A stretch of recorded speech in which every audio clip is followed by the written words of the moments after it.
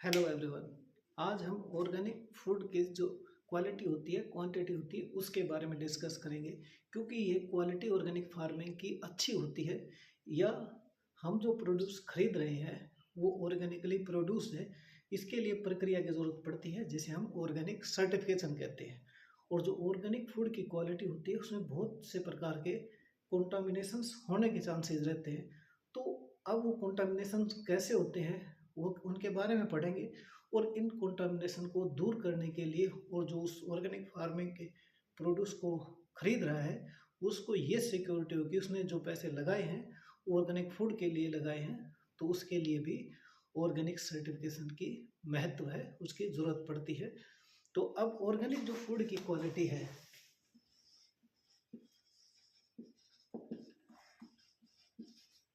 वो किस बात पर डिपेंड करती है?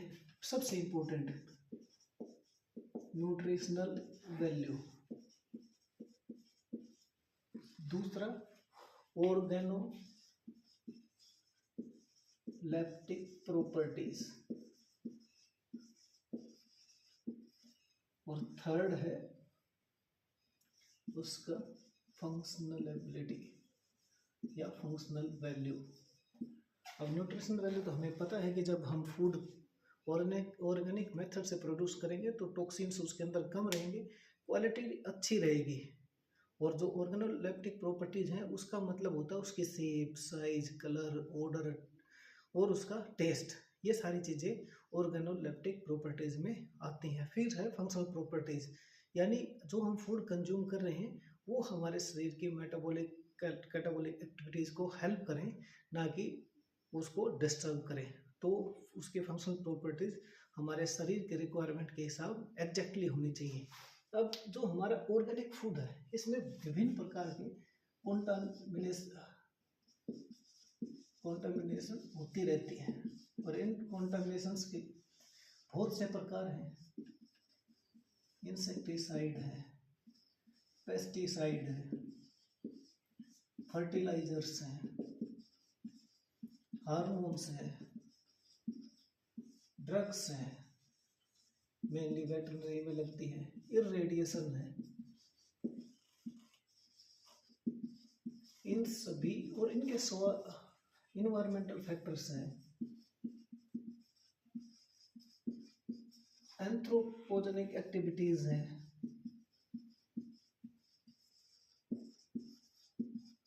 जिनके कारण फूड के अंदर कंटामिनेशन आता रहता है। तो सबसे पहले जो ऑर्गेनिक और इनऑर्गेनिक में भेद करती है वो है टॉक्सिन्स की बात।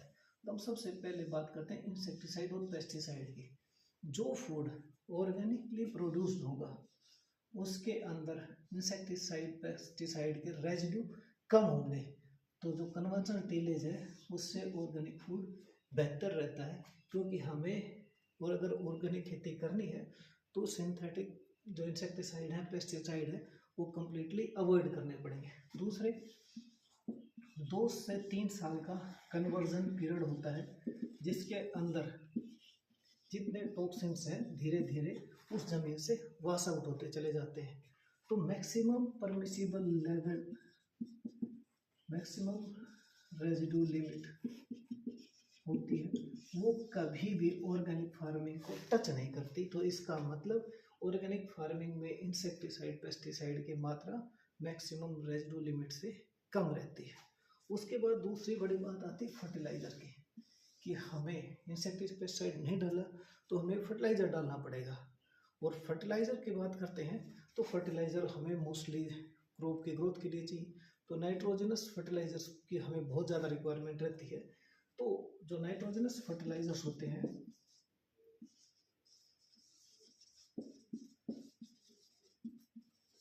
तो उनकी लीव्स में आप ऑर्गेनिकली प्रोड्यूस करोगे तो स्टेम भी कंज्यूम करोगे, लीफ भी करोगे, सीरियल्स भी करोगे, उनका ग्रेन का पार्ट भी करोगे, तो हमेशा जो नाइट्रेट की मात्रा होती है उनकी लीव्स में, स्टेम में, ग्रेन में, सीड में हमेशा कम होती है कन्वेंशनल टिलेज से। क्योंकि हम इसके अंदर बायोलॉजिकली डिग्रेडेड मटेरियल डालते हैं, FIM डालते हैं, और वो उतना थोड़ा थोड़ा मात्रा में रिलीज होता है जो फसल इजीली उसको टेकअप कर लेती हैं तो उसका रेजिड्यू उनके किसी भी हमारे कंज्यूमर पार्ट में आने की संभावनाएं कम रहती है। लेकिन हम जब खेती को ऑर्गेनिकली कन्वर्जन पीरियड में लेके आते हैं, उससे पहले बहुत से टाइम से, बहुत लंबे समय से वो खेत, वो ज़मीन सिंथेटिक फर्टिलाइजर्स इनपुट के संपर्क में रहती है, तो धीरे धीरे उसके अंदर से बहुत से विकार आने लग जाते हैं। तो बीमारियां आती हैं विथ हीमोग्लोबिन ACE। ये बीमारी जो हमारे इंटरफेयर कैसे करती है, जो नाइट्रेट्स होते हैं वो इंटरफेयर कर जाते हैं हमारे हीमोग्लोबिन के साथ और ऑक्सीजन की कैरिंग कैपेसिटी है उसको कम कर देते हैं। और जब ऑक्सीजन कम फ्लो करेगी, इसका मतलब वो आदमी ज़्यादा दिन तक स्वस्थ नहीं रह सकता। उसके बाद आती है नाइट्रोसोमाइन इलनेस। जो नाइट्रोसोमाइन इलनेस है, ये किसके कारण होती है? ये सेकेंडरी मेटाबोलाइट्स बनते हैं, सेकेंडरी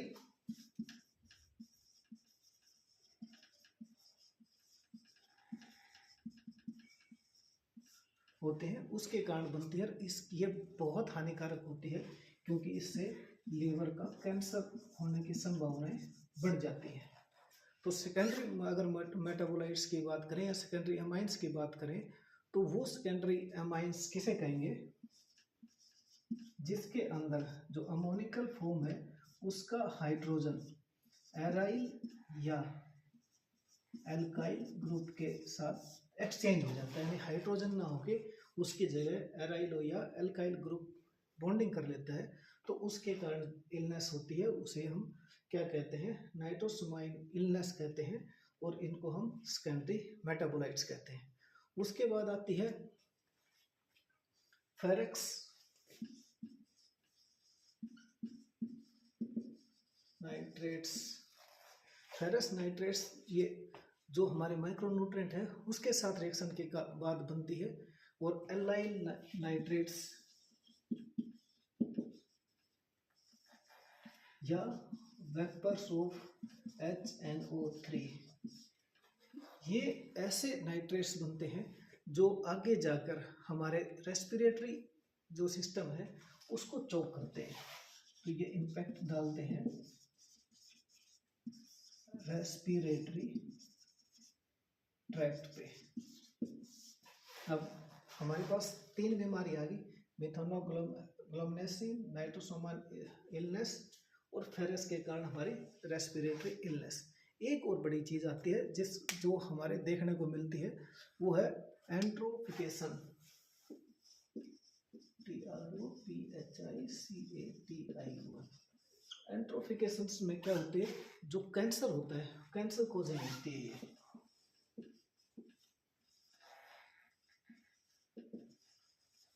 अब कैंसर कोज करेगी तो ये करेगी कैसे? तो कुछ स्पेसिफिक कंडीशंस होती हैं जिसमें जो नाइट्रेट्स होते हैं वो नाइट्रोसोमाइन में कन्वर्ट हो जाते हैं। क्या कन्वर्ट होते हैं? नाइट्रेट्स नाइट्रोसोमाइन्स में कन्वर्ट हो जाते हैं और ये कार्सिनोजेनिक है। तो इस प्रकार जो फर्टिलाइजर इनपुट है नाइट्रोजन के, अगर उनका सही से प्रयोग ना किया गया हो या स्पेसिफिक कंडीशंस क्रिएट हो जाए तो हमारे रेस्पिरेटरी ट्रैक को इम्पैक्ट कर सकती हैं, कैंसर कोजिंग हो सकती है। तो इसलिए हमें ऑर्गेनिक फार्मिंग में जब भी फर्टिलाइजर एप्लीकेशन की बात करो या न्यूट्रेंट की बात करो, तो हमें उसका सही जुडिशियस राइट टाइम पे उसका प्रयोग करना चाहिए, अन्यथा वो हमारे हेल्थ के लिए बहुत हानिकारक होने वाले हैं।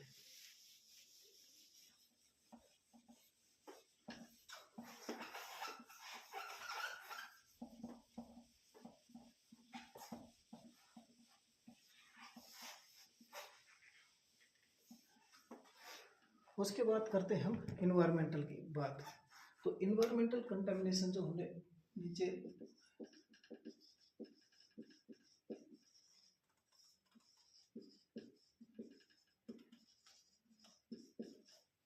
अगर इन्वायरमेंटल कंटामिनेशन की बात करें तो कहाँ से हमें मिल सकता है?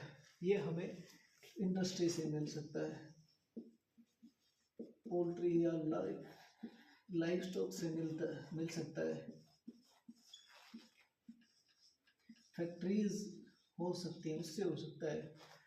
तो जो इन्वायरमेंट के अंदर आएगा, जो हम इन्वायरमेंट के साथ जितनी भी गतिविधियां करते हैं, जैसे डिस्पोजल है ऑफ केमिकल्स या सीवेज, स्लजीज, इन सब के कारण इन्वायरमेंट में कंटामिनेशन हो सकता है। तो हमें ऑर्गेनिक फार्मिंग की बात करते हैं तो हमें इन हर प्रकार के कंटामिनेशन को अवॉइड करना पड़ेगा खेती के अंदर। अब उसके साथ साथ जब हम बात करते हैं ऑर्गेनिक फूड की, तो ऑर्गेनिक फूड में केवल फसलें नहीं आती, वेटरनरी भी आती है, यानी एनिमल्स भी आते हैं। अब कैटल्स के अंदर जो ड्रग्स लगती हैं अलग अलग डिजीज को क्योर करने के लिए, वो सारी की सारी ऑर्गेनिक जो खेती है उसमें बैन है। तो उसका कोई बायोलॉजिकल मेथड या प्लांट ड्राइव्ड ड्रग्स हैं उनसे उनका क्योर होना चाहिए। दूसरा, जो भी हम लाइव स्टॉक डालते हैं, खाने के बाद हम कर सकते हैं कि सीरियल पल्सेज हमने जो उगाई उसको हम ऑर्गेनिकली लेके गए, लेकिन पशुधन को जब पोषण की बात आती है तो जितना फूडर आती है वो सारी की सारी जिस जमीन से आती है वो ऑलरेडी सिंथेटिकली जो फर्टिलाइजर के ऊपर डिपेंड होती है, तो हम इसकी फीडिंग करते हैं, तो उस मिल्क को हम ऑर्गेनिक मिल्क नहीं कह सकते। डेनमार्क एक ऐसा देश है जिसमें आज के दिन 20% ऑर्गेनिकली मिल्क प्रेजेंट है, यानी वो ऑर्गेनिक फार्म पे पशु कैटल्स को रखते हैं और उनकी फीडिंग भी ऑर्गेनिकली जो स्ट्रा है उससे करते हैं।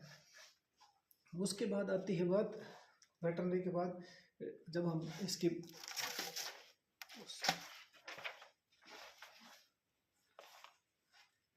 तो इस ऑर्गेनिक मैटर के साथ बात करते हैं तो इसके साथ आती है माइक्रोबियल कंटामिनेशन भी, जो हमें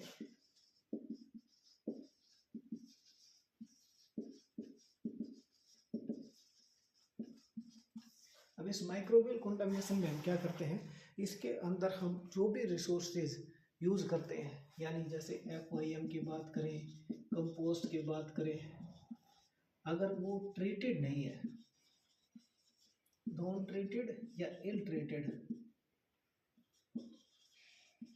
यानी सही मेथड से कंपोस्ट नहीं बनाया, तब भी हमारे जो कंपोस्ट जाएगा हमारा खेत में के अंदर कंटामिनेशन होने की संभावनाएं रहती है।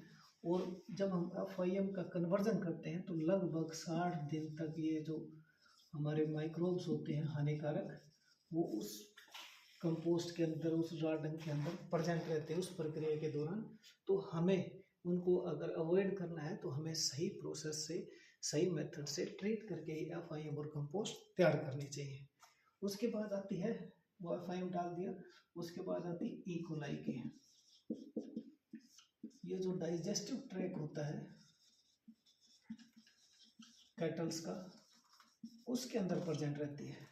अब जब डाइजेस्टिव ट्रैक में है तो कहाँ से है, वो बाहर से जो सीवेज स्लज के ऊपर या सिंथेटिक फर्टिलाइजर्स के ऊपर, इंसेक्टिसाइड पेस्टिसाइड के ऊपर जो खेती होती है, वहाँ से जो फूड आता है उसके कारण जो डाइजेस्टिव ट्रैक से E. coli आती है और लास्ट में जाके हमारे फूड स्टफ को फसलों के माध्यम से कंटामिनेट करती है।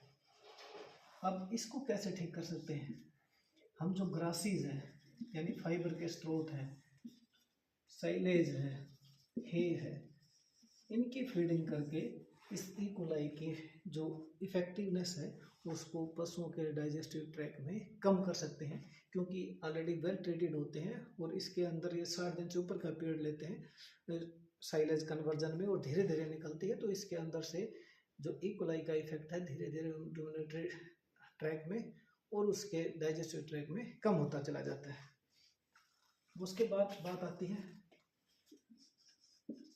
माइकोटॉक्सिन्स की। अगर इन माइकोटॉक्सिन्स की बात करें तो ये माउल्ट्स का बाय प्रोडक्ट है, और आपने एक इम्पोर्टेंट नाम सुना होगा, अल्फा टॉक्सिन। सबसे घातक टॉक्सिन है जो कैंसर कोज करने में सक्षम है।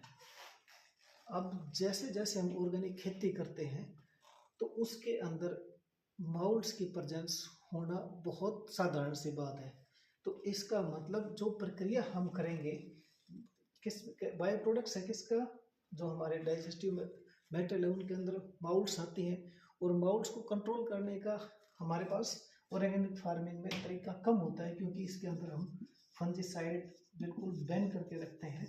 तो हम क्या कर सकते हैं, हैंडलिंग की प्रक्रिया,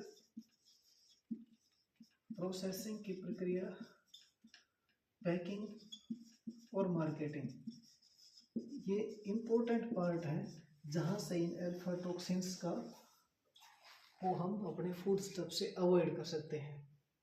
जब भी हम अल्फा टॉक्सिन्स की बात करेंगे, जो एफआईएम की प्रक्रिया, बढ़ाने की प्रक्रिया से लेकर फूड की पैकिंग तक, कहीं भी हम अगर इन प्रोसेसेस जो प्रोसेस हैं इनके अंदर कोताही बरतते हैं तो माउल्ट्स का पैदा होना लाजमी है, उसके संकट आ सकते हैं और हमारे जो फूड प्रोडक्ट्स हैं वो खराब हो सकता है। तो ये सारी चीज़ें, स्टोरेज, इवन स्टोरेज भी बड़ा इम्पोर्टेंट है कि ह्यूमिडिटी कितनी होनी चाहिए, टेम्परेचर कितना होना चाहिए, ताकि इन माउल्ट्स को अपने ऑर्गेनिक फूड से दूर रख सकें।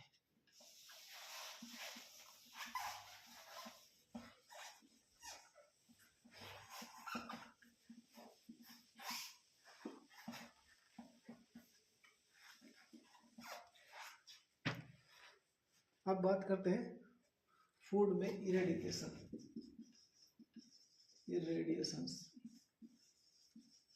तो इससे हम क्या करते हैं, इंसेक्ट को, पेस्ट को, डिजीज को कंट्रोल करने की कोशिश करते हैं ताकि वो फूड स्टफ में ना आए। और इरेडिएशंस की जो समय सीमा होती है वो कम या ज़्यादा होने से या ड्यूरेशन उसके ऊपर नीचे करने से जो कंटामिनेशन होता है वो भी फूड स्टफ को खराब करता है। अब ये सारे काम अगर हम देख लें तो हमारे पास जो फूड बचेगा, ऑर्गेनिकली फूड बचेगा, उसके एम बचते हैं जिससे कि हम आगे जाके सर्टिफिकेशन की प्रक्रिया में जाएंगे। तो एम क्या होगा, इसका मेन एम है कि ऐसी प्रैक्टिसेस जो क्वालिटी और क्वांटिटी दोनों को इम्प्रूव करे। दूसरा, सोयल की फर्टिलिटी को मेंटेन भी करे और इंक्रीज भी करे। थर्ड है, जो फूड प्रोड्यूस हो वो सोशली एडेप्टेड हो, एडॉप्शन हो उसका, और इकोनॉमिकली फिजिबल हो या स्टेबल हो, यानी किसान को वो आय दे, उससे उसका नुकसान ना हो। उसके बाद क्या होता है कि इनका जो बायोडाइवर्सिटी है उसको मेंटेन भी करे और एनकरेज भी करे।